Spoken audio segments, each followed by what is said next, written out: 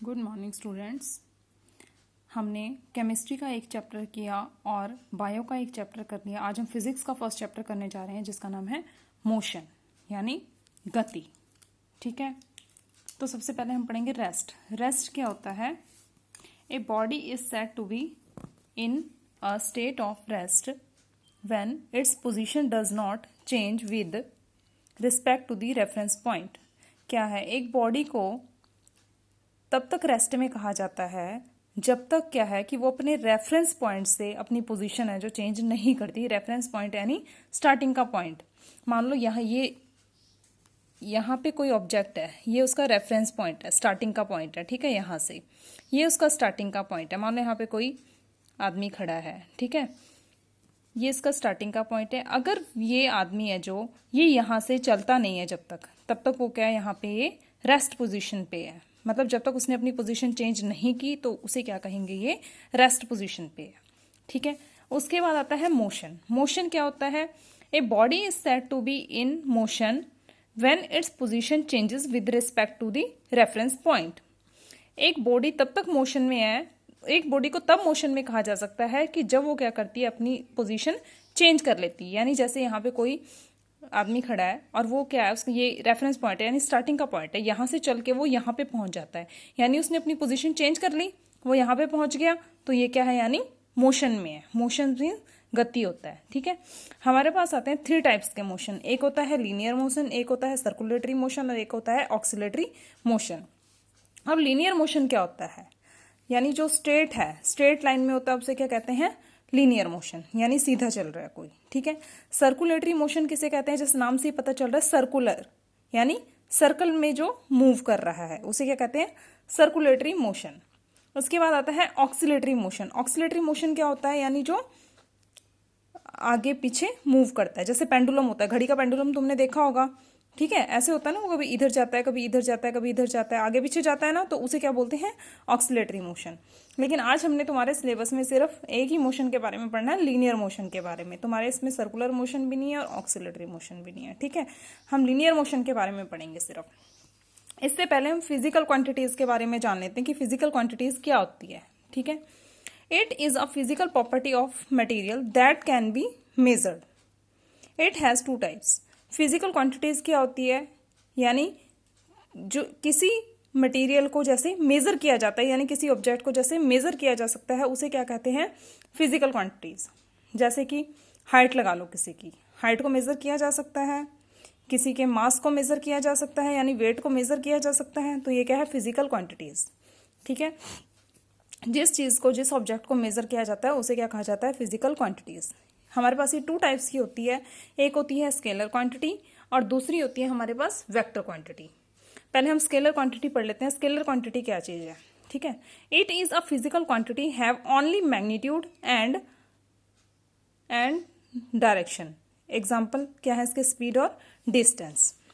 यहाँ पे शायद एक मिस्टेक है, it is a physical quantity have only magnitude and no direction आएगा इसमें। इसमें डायरेक्शन नहीं होती स्केलर क्वांटिटी में। ठीक है, अब तुम कहोगे मैग्नीट्यूड क्या होता है? देखो, मैग्नीट्यूड क्या होता है कि जैसे हमने किसी चीज को मेजर कर लिया, जैसे मान लो किसी की हाइट मेजर कर ली, वो आ गई 5 फीट। ठीक है, या फिर किसी का हमने मास मेजर कर लिया, वो आ गया 40 kg। तो ये क्या है, उनका मैग्नीट्यूड। यानी जो चीज हमारे पास मैथमेटिकली आ रही है, ठीक है, न्यूमेरिकल वैल्यू आ रही है जिसकी, उसे कहते हैं magnitude.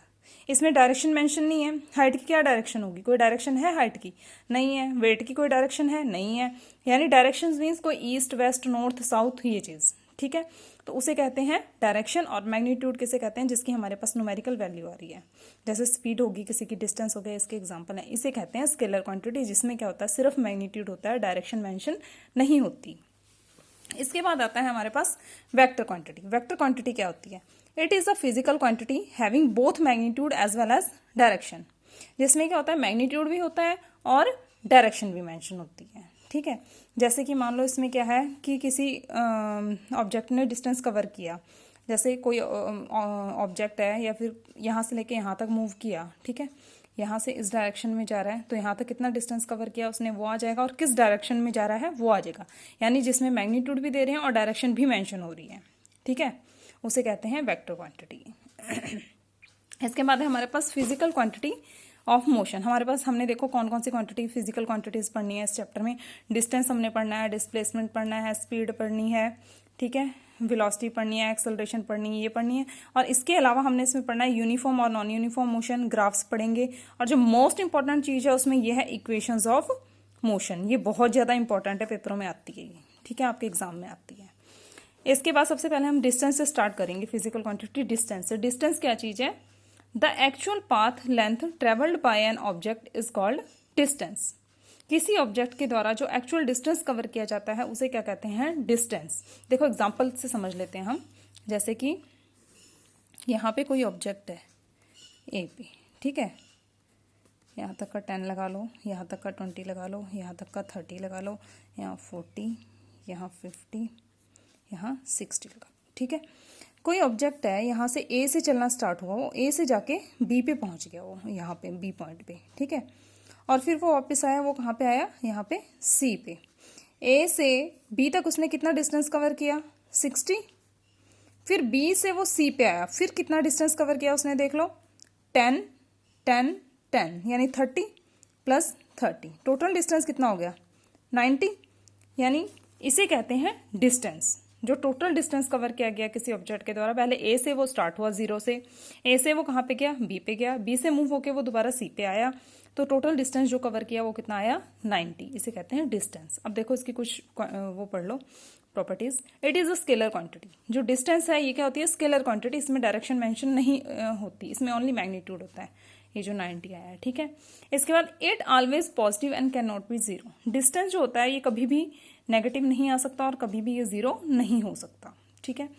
It's SI unit is metre. जो डिस्टेंस है, डिस्टेंस को हमेशा किस में मेजर करते हैं? मीटर में, किलोमीटर में, मिलीमीटर में, ठीक है। यानी यहाँ पे क्या जाएगा? 90 मीटर या फिर सेंटीमीटर, जो भी है, ठीक है। इसके बाद आता है डिस्प्लेसमेंट। देखो डिस्प्लेसमेंट क्या होता है? डिस्टेंस और डिस्प्लेसमेंट में क्या फर्क है? देखो, displacement the shortest distance between initial and final position is called displacement. यानी शॉर्टेस्ट डिस्टेंस, इनिशियल मतलब स्टार्टिंग पॉइंट जहां से उस ऑब्जेक्ट ने चलना स्टार्ट किया, और फाइनल पोजीशन जहां पे वो जाके लास्ट में पहुंचा, ठीक है। अब इसका एग्जांपल देख लेते हैं क्या है। कोई ऑब्जेक्ट यहाँ पे है, ठीक है,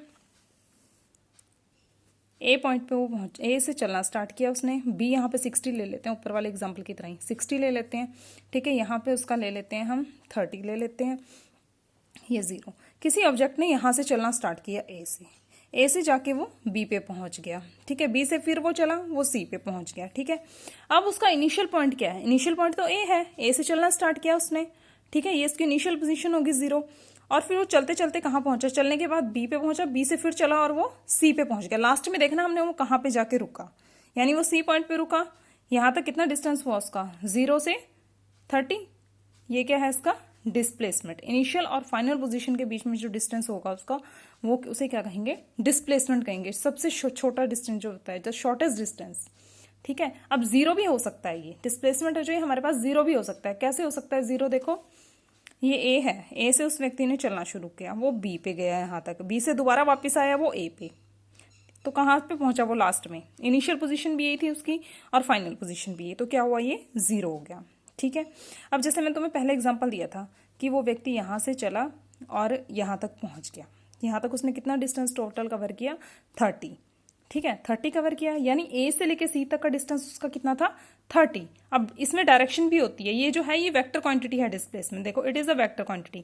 मैंने तुम्हें बता दिया इसने 30 डिस्टेंस कवर किया। अब देखो कौन से डायरेक्शन में उसने 30 डिस्टेंस कवर किया? यहां से चल के वो लास्ट में कहाँ पहुंचा? यहाँ पे। ये कौन सी डायरेक्शन होती है? ईस्ट, यानी 30 ईस्ट, ठीक है। हमारे पास कितनी डायरेक्शन होती है? 4 डायरेक्शन होती है।